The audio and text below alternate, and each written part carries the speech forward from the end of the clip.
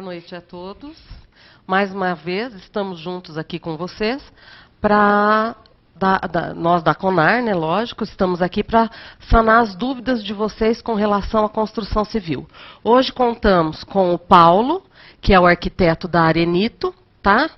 Conhece muito de construção, muito de material de construção, que vai ajudar a explicar para vocês como é que funciona uma construção, os passos da construção, o que vai impactar na qualidade do material utilizado, no projeto, no solo, no terreno. Então, vamos aproveitar a presença do Paulinho aqui hoje, né, Paulinho? Para sugar bastante do conhecimento dele. Boa noite a todos. Como nosso segundo programa, nós somos da CONAR, Associação dos Construtores de Arapongas. Eu faço parte da diretoria, a Cirlei, nossa presidenta, e hoje nós temos um convidado especial que vai abordar alguns temas relacionados à construção civil. Temas são muito importantes e o pessoal não leva muito em consideração na hora da construção. Boa noite. Primeiramente, boa noite, né? Boa noite, Célio, boa noite, Cirlei. Nós estamos aqui para poder transmitir um pouco do nosso conhecimento. A gente não sabe muita coisa, tem pouca experiência, mas vamos passar um pouquinho, sanar alguma das dúvidas, se possível, dos internautas, de todo mundo que está acompanhando a gente aí. Vamos tirar as dúvidas, né? Deixar bem claro essas questões que às vezes no dia a dia são simples, mas que às vezes por má interpretação ou por falta de conhecimento técnico acaba sendo crucial no resultado de uma qualidade de obra boa, né? Sim. Então, estamos à disposição do pessoal. Vamos lá, deixa eu só fazer uma enquete aqui, vamos dizer assim, principalmente o pessoal que está interessado hoje em comprar um imóvel. Antigamente, digamos aqui, antigamente, 10 anos atrás, o pessoal não comprava muito imóvel, né? Ele construía o imóvel, né? Sim. Agora, quando você parte para a parte de construção para venda, é uma parte profissional, já se profissionaliza. Sim. Agora, vamos lá, é só chegar, chamar os vizinhos, o tio pedreiro... Aquele que diz que entende do projeto, fazer um rascunho, ir lá no material, comprar e fazer, já posso morar e está tudo certo? De jeito nenhum. É assim que funciona, não? De jeito nenhum. Às vezes a gente não escuta... é assim? Não, pelo amor de Deus. A gente, primeiro de tudo, a gente às vezes brinca que o cara trabalha com uma pessoa bem experiente na construção durante um mês, ele sai e fala que sabe tudo, sabe pedreiro. A gente tem que tomar cuidado. Primeiro, a pessoa tem que procurar um profissional adequado, tanto da área da arquitetura quanto da engenharia, registrado devidamente no CAU ou no CREA, né? Certo. Conhecer bem o construtor ou a mão de obra que ele está empregando, para ver a questão de qualidade, a questão de desperdício de mercadoria, que isso incide muito no custo de uma residência. Então, tem várias características e vários pareceres aí que o cliente, a pessoa que quer construir, tem que anteceder. Então, é questão de terreno, não é assim, ele tem o terreno lá, vou aterrar e vou construir, chama meu vizinho. Não, tem vários pareceres técnicos que ele tem que seguir. Porque eu costumo dizer assim, que o ramo da construção civil, ele teve uma mudança depois do Minha Casa Minha Vida, e é notório, porque antes nós tínhamos unidades habitacionais, ou no programas habitacionais do governo, aquele que... CDHU, subsídio, aqueles do Coapar e tal. E os famosos predinhos, que tem até alguns aqui em Arapongas, que são os condomínios de prédios, que também entrava nessa faixa, né, Cirlei? A parte de financiamento, de aquisição de imóvel próprio, teve algumas construtoras que iniciaram num programa parecido há um tempo atrás, mas nunca tanto hoje como Minha Casa Minha Vida, que é residencial, residência baixa, né? Algum sobrado, mas normalmente é só um piso, uma casa geminada no caso. Sim, né? Então, uma casa no terreno, uma casa térrea, né? Que é a preferência hoje, pelo menos que a gente percebe, né? A gente que trabalha com financiamento há muito tempo, a gente percebe que é a preferência da população de Arapongas. Por enquanto, a preferência é a casa térrea. E isso, na verdade, demanda... Qual o objetivo? Aí nós entramos diretamente hoje no objetivo da CONAR, que é trazer a informação, mostrar o que a CONAR está oferecendo para você, consumidor, e o que a CONAR está exigindo dos seus associados, que são os construtores e o pessoal que trabalha dentro do Minha Casa Minha Vida. Mesmo né? porque, pelo que o Paulinho acabou de falar aqui, até o empregado do construtor, ele vai influenciar no preço que o comprador vai pagar no imóvel. Se ele não tem o cuidado de não desperdiçar material, é um pedreiro cuidadoso, é lógico que o custo dessa obra vai ficar mais caro e que vai ser repassado, como sempre acontece no país, né? O custo todo é repassado para o consumidor final. Porque se você for abordar bem uma casa, hoje uma casa pronta, com acabamento, é difícil, fica muito difícil identificar qual o diferencial, a não ser fachada, questão de cor, fica muito difícil. Então eu gostaria que você abordasse, para nós, desde o início. Sim. Para você que nunca prestou atenção, mas quer comprar seu imóvel, ter noção do que é uma construção e mais ou menos o tempo que demanda. Então não é simplesmente eu vou ser um construtor, vou começar a fazer imóveis e colocar à disposição e pôr à venda, não é, Sirlei? Você pode ter uma experiência grande na área. Sim. Já aconteceu muita gente de começar e não tocar em frente, né? Porque se aventurou no mercado Isso eu já vi acontecer várias vezes aqui na cidade. E não no programa Minha Casa Minha Vida, até antes. Não, sim, até a pessoa construindo a sua própria casa. Já teve casos aí da pessoa ter o imóvel praticamente interditado por alguma falha no processo construtivo, né? Isso. Ou quantas obras estão aí paradas porque o proprietário desistiu porque ele contratou uma mão de obra que só lhe trouxe dor de cabeça. E chegou um ponto que ele falou, eu não quero mais construir, e deixou a casa lá parada. Eu conheço pelo menos 3 imóveis assim na cidade. Sim. Então aborda para nós essa questão de construção, Célio, ela é bem, tipo assim, chatinha no começo. A gente tirando a parte de documentação, tudo, a gente, primeiramente, a pessoa que vai construir, ela tem que identificar o terreno, verificar se está tudo certinho, se o terreno é um local bom para poder construir. Caso seja um aterro, ele tem que fazer o aterro, esperar essa compactação de terra, que não é tão rápido, porque isso aí tudo demanda problema futuro. Às não vezes é só chegar lá, fazer o aterro e já amanhã começar a construir. Não, de jeito nenhum. O cara ele vai lá, fez um muro de arrimo e preencheu com terra lá.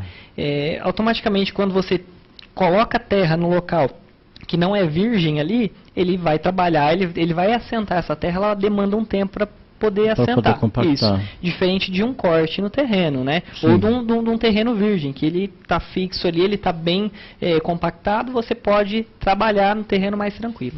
Então ali, você tem que ter esse cuidado, a princípio, com a escolha do terreno. Se for um terreno com aterro, você tem que aterrar, esperar um tempo para poder essa terra compactar, para depois começar a trabalhar em cima desse terreno. Deixa eu te fazer uma pergunta, Paulinho. Aquele construtor que aterra, vai lá, molha de novo, deixa compactar. Aí daqui 2 semanas... Isso substitui o prazo, Paulinho? Não, de jeito nenhum. Não, né? Não, porque assim, existem equipamentos mecânicos para poder fazer essa compactação de terra. Mas a gente tem que lembrar que ali é um aterro, não é um local original, não é um local virgem. Então ele demanda um tempo mesmo para poder assentar. Então, tipo assim, é correto que, acompanhado com o engenheiro, aí entra a questão técnica, o engenheiro que ele vai fazer a medição, vai fazer a alocação da terra toda certinho e o cálculo, o tempo que ele vai ter que deixar ali. Porque não é só a terra, às vezes a gente pega um terreno lá que é muita pissarra, muito cascalho, é uma questão também geológica ali da região. Entendi. Agora deixa eu só te perguntar, já que você falou no negócio de aterro, vamos cortar. Eu vejo aqui em Arapongas, tem alguns bairros que você chega lá, o teu terreno, vamos supor, o teu terreno tem um declive e você sabe que vai ter que fazer um aterro. Aí vem o lote de baixo e arranca a terra e entra 1 metro dentro do teu terreno. Não, aí já é complicado, já é uma questão aí... Mas isso ocorre, se você andar na cidade, isso... Todos os lugares ocorrem. Aí, quem que é o prejudicado? Eu fico totalmente prejudicado na situação, porque o muro de arrimo de 3 metros, ele passa a ter 6, 7 metros. 6, 7. E eu vou ter que começar lá embaixo. De quem é a responsabilidade nesse caso? Já que você é o técnico, eu vou aproveitar o ensejo. Nesse caso, assim, você tem que, a partir do momento que ele fez, você tem que ser comunicado pelo seu vizinho. Mas isso nunca acontece. Primeiramente, né? Ele tem que comunicar. Ele teria que falar antes de fazer a escavação, no caso. Você está fazendo a escavação dentro do seu terreno, que não é o terreno dele. Então, ele tem que te comunicar. Estou adentrando 1 metro ao seu terreno. A partir daí, geralmente ele vai fazer essa abertura para fazer a impermeabilização da obra da dele. Parte dele. Da parte dele. Ou Mas seja, automaticamente aí é uma questão de bom senso que ele deveria vir colocar... Porque ele acaba largando, digamos assim, a gente está pensando em futuro, como que eu vou proceder nesse caso? Sim, porque ele constrói a parte dele, aí sobra você não minha. consegue construir também, se você não fizer isso. Não, sim, mas é isso que eu estou falando, mas eu digo fazer no descaso, não é simplesmente... eu, por exemplo, tinha um terreno ali no Metropolitan, eu cheguei lá um dia, estava lá escavado no fundo. Eu vendi o terreno para um construtor, mas estava lá. Ou seja, até ele veio me indagar, o muro que ia dar 2,5 metros de muro de arrimo, passou para 8. Porque o cara fez um corte embaixo e largou aquele barranco enorme lá, e aí o que você vai fazer?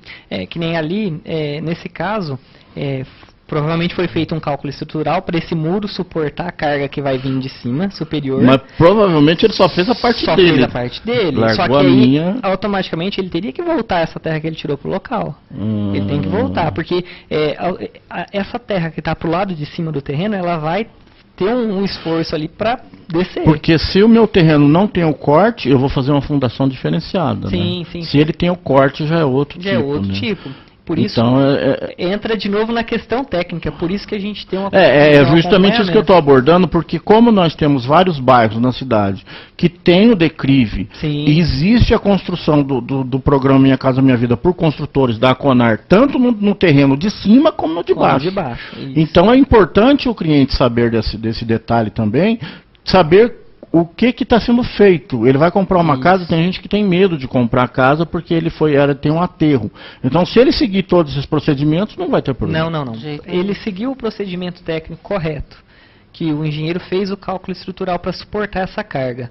Ele vai fazer essa impermeabilização onde vai encostar a terra, porque o importante é ser tratado antes de encostar a terra de novo. Fez a impermeabilização com todos os produtos indicados para essa vedação, porque vem umidade do solo. Então é onde a maioria dos problemas, que depois a gente ainda vai chegar, que 99% dos problemas técnicos é patologia, é umidade em residência, parede. Sim. Então ele vai fazer essa vedação no muro, vai estancar, depois vai encostar a terra, para não poder aflorar na outra face.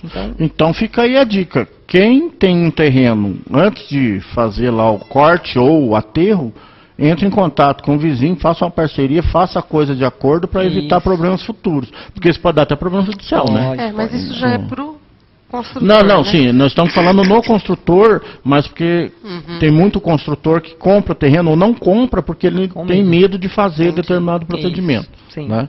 Mas vamos lá. Agora a parte da casa. Vamos lá. A partir do momento que foi escolhido o terreno, começou a fundação, o projeto estrutural, o importante é que o cliente, o construtor em si, siga todas as etapas ali para a fundação. Concreto, a parte de concretagem, um concreto com impermeabilização, para evitar uma patologia vinda do solo. Depois ele vem, alguns construtores, eles adotam a fase de radier primeiro. O radier que nada mais é que primeiro a base concretada, ele faz ali o contrapiso para depois começar a subir as paredes. A maioria não, a maioria faz a viga baldrame, é feita a impermeabilização, que é o correto, e depois sobe, ergue-se as paredes com tijolos. Esse baldrame, ele tem um tamanho? Tudo depende da especificação do projeto. Hoje, a gente coloca que em projeto em si, a gente adota 15 centímetros. De 15 a 20, depende do que vai ser calculado ali naquela viga. Então, a gente trabalha com uma espessura, no caso, em projeto de 15 centímetros, para erguer as paredes, e as vigas que variando de 15 a 20. Isso espessura. Espessura. E altura? A altura também depende ali. O pessoal geralmente deixa com 30 centímetros, tudo depende do terreno e do que vai ser colocado ali. Tá? É feito um cálculo estrutural para saber o quanto que vai ter que suportar tanto a viga baldrame quanto as cintas de cima de amarração. Na média, 30 centímetros. Mais ou menos, vai variar de projeto para projeto. Entendi. Então, a parte da construção, no caso, independente do tamanho da casa, como diz, tem que ter a boa fundação, tem que seguir o projeto. E a broca, Paulinho? A broca é um cálculo feito também para poder, por exemplo, a gente não pode fazer chega lá, vamos fazer um sobrado aí, vamos fazer uma fundaçãozinha de 2 metros. Não, a gente tem que fazer esse cálculo, o projetista vai fazer esse cálculo estrutural de quanto que essas brocas, ou a fundação, ou a sapata, porque aí ele vai ter que verificar o terreno, que tipo de terreno que é. Isso depende do solo, também, como ele vai fazer um tal. cálculo de qual tipo de fundação que vai ser feita ali, de qual espaçamento, para poder suportar essa carga superior. Tá? Então, tudo eu costumo falar até para os meninos da empresa, lá na loja, você vê um prédio sendo feito. Primeiro é feito o quê? A estrutura, o esqueleto, é igual o corpo humano, o que sustenta a residência, um prédio, é o esqueleto. O esqueleto nada mais é que as armações de ferragem e concreto, para depois vir os fechamentos com tijolos. No mesmo caso na residência. Na residência a gente também. Hoje a gente ainda tem um hábito antigo de começar a erguer os tijolos e as vigas juntos. Os pilares juntos. O correto seria o contrário. Fazer o esqueleto primeiro, que é o que é feito em prédio. Você não consegue erguer um prédio com os fechamentos juntos. Você não ergue as paredes de alvenaria sem ter o esqueleto pronto. O correto é o esqueleto, para depois vir os fechamentos. Entendi. E o pessoal sobe junto, né? Então, ali, no caso hoje, na construção civil, você vê casa unifamiliar, casa térrea, subindo junto. Correto seria o esqueleto, igual a um prédio, porque o prédio você tem todas as diretrizes ali de alvenaria, a parte de concretagem, subindo junto e deixando todos os pontos corretos. Né? Agora, quando você fez todo esse processo, é onde demanda muito do profissional, né? Muito. Do acompanhamento do profissional de engenharia ou de arquitetura também na obra, isso é muito importante também, né? E está sempre orientando e o pessoal tomando cuidado com o que está sendo feito, né? Como está levantando a parede, porque tem parede que você vê que é consertada no final. Não, né? Nós já comentamos isso. E consertada com massa. Às vezes ela começa lá no prumo, que a gente fala, chega lá perto da laje, lá com 2,80, 3 metros, ela está dando uma diferença de 5, 6 centímetros. Então isso é um erro gravíssimo que às vezes o construtor deixa de economizar, o pedreiro deixa de economizar para o construtor. Isso aí, então, aí que entra, você está falando, por exemplo, se subisse o esqueleto, que é um sistema construtivo que seria o correto, mas eu não me recordo de ter visto alguém fazendo. Não, é cultural. É cultural, né? Aonde, se você fizesse isso, não teria esse problema de trabalhar a parede no final. Porque você automaticamente erguendo essa estrutura, você implica que ela esteja totalmente no nível e no prumo. Porque se ela não estiver lá, não é sustentável. Para depois tanto é que um prédio, quando é erguido, você vê que ele está em perfeito estado de nível e prumo. Porque ele não pode estar torto ou pendendo para um lado, porque senão cai. Ele entra em colapso, né? Porque você vê que hoje, realmente, o pessoal às vezes está levantando as paredes, eles não levam em consideração que aquela massa está úmida. Não. Aquilo vai ter um processo ela vai trabalhar, né? Um período até a secagem. Sim. E assim, a parede, a gente voltando na questão da inclinação da parede, incide no custo da residência, porque para o pedreiro corrigir, ele vai ter que usar nada mais que o dobro que o material que ele teria que usar. Se tivesse já ela certinha. Exatamente. Então, para poder corrigir, para ter essa correção, ele vai ter que usar mais material, vai demandar mais tempo. Então, é uma maquiagem que a gente fala que é feita para poder corrigir. Agora, uma pergunta com relação à questão estrutural. Esses dias me perguntaram que existe um mito que as casas germinadas, elas são de baixa qualidade. Então, esse eu argumentei esses dias com o cliente, falou, mas a casa germinada, por ela ser um plano do governo e tal, ela tem menor qualidade. Aí eu argumentei, falei, pelo contrário, eu vejo pelo contrário. Ela tem normas hoje muito rigorosas da Caixa Econômica, do Banco, do Governo, para você conseguir fazer a obra. Acho que é muito mais complicado do que eu ser um construtor e estar fazendo a casa para um particular, né? Com um particular, quem vai ser o meu nível seria o engenheiro, no caso. E aqui nós temos o engenheiro... Tem o engenheiro responsável e o arquiteto do projeto. Você tem o engenheiro historiador da Caixa, você tem todo um processo em cima. Você tem então, um respaldo ainda da Caixa Econômica, que se porventura vier dar algum problema durante um período de 5 anos, anos, se eu não me engano, você tem todo o aparato técnico. Então, ou seja, nós podemos dizer que hoje, pelo contrário, uma casa geminada, embora ela tenha o seu tamanho, que nem todas hoje são tamanhos reduzidos, tem umas casas aí que são muito boas. Eu acho que o pessoal às vezes confunde o tamanho com qualidade, não necessariamente. Na verdade, eu acho que eles julgam assim, como é um programa do governo,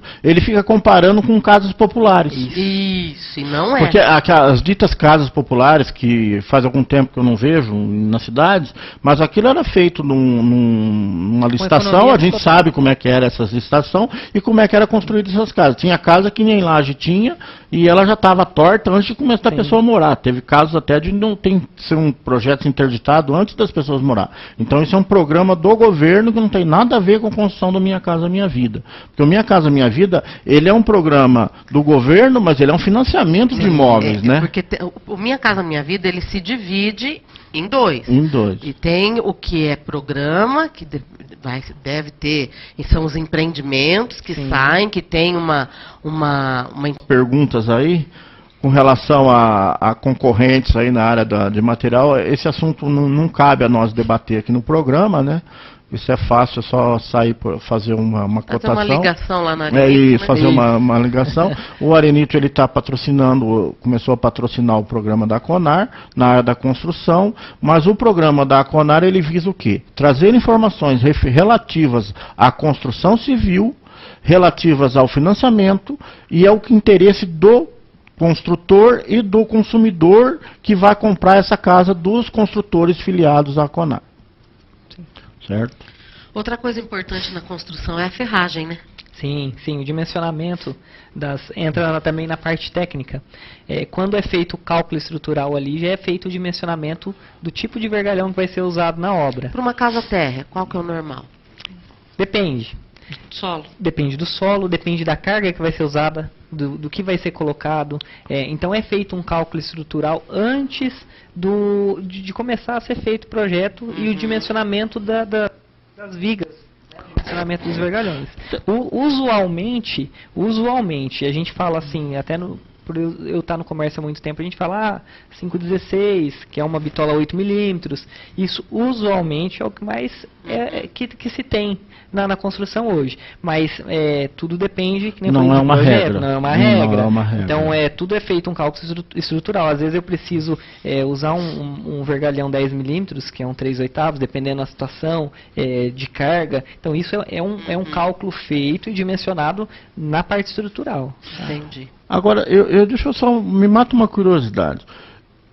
Eu morei muito tempo na praia e eu tive conversando quando eu comecei a entrar na área de imóveis, eu conversei com um construtor e um engenheiro me falou que o nosso solo, que eu falei, o solo aqui é bem melhor do que o solo da praia para construir, né? Ele falou, aí que você se engana, é o contrário.